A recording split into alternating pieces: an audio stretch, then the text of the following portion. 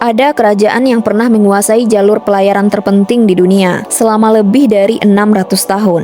Saking makmurnya, biksu-biksu Buddha dari Tiongkok biasanya singgah di sana bertahun-tahun untuk belajar sebelum melanjutkan perjalanan mereka ke India. Tapi sampai hari ini, tidak ada satu arkeolog pun yang bisa menunjuk satu titik di peta dan dengan yakin berkata, disinilah dulu istana kerajaan legendaris ini berdiri. Namanya kerajaan ini Sriwijaya. Pada abad ke-7 sampai ke-13, kerajaan maritim ini menguasai Selat Melaka, jalur laut paling strategis di dunia, yang di zaman modern ini masih sama strategisnya. Seorang biksu Tiongkok bernama Ithing yang singgah di sana tahun 671 mencatat ada lebih dari 1000 biksu yang tinggal dan belajar di pusat kerajaan ini. Bayangkan, Sriwijaya saat itu sudah memiliki semacam kampus internasional agama Buddha, jauh sebelum adanya konsep universitas modern. Tapi dengan segala kejayaan dan kekayaan itu, sampai sekarang arkeolog belum pernah menemukan reruntuhan Istana Megah yang bisa dipastikan sebagai pusat kerajaannya. Kandidat paling kuat dengan bukti paling banyak adalah Palembang, Sumatera Selatan.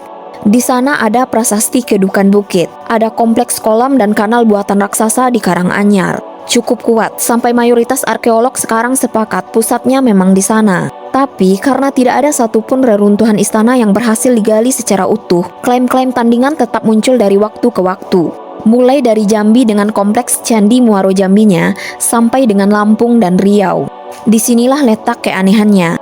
Kerajaan yang cukup kaya buat menjalani semacam kampus internasional selama berabad-abad, cukup kuat untuk mengontrol jalur dagang paling berharga di zamannya. Namun entah kenapa seperti tidak memiliki istana kerajaan yang sepantasnya dimiliki kerajaan sepenting dan sekuat Sriwijaya ini. Hal ini semakin diperparah dengan fakta kalau sebagian besar yang kita tahu soal Sriwijaya berasal bukan dari catatan mereka sendiri yang bertahan sampai zaman modern, tapi dari catatan para pelancong dari Tiongkok yang kemudian baru disatukan jadi satu kisah utuh pada tahun 1918 oleh seorang sejarawan Prancis bernama Georges Chades.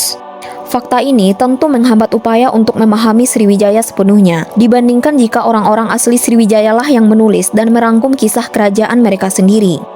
Pada forum diskusi arkeologi tahun 2024 kemarin, arkeolog masih harus menjawab pertanyaan publik yang meragukan status Palembang sebagai ibu kota kerajaan legendaris ini.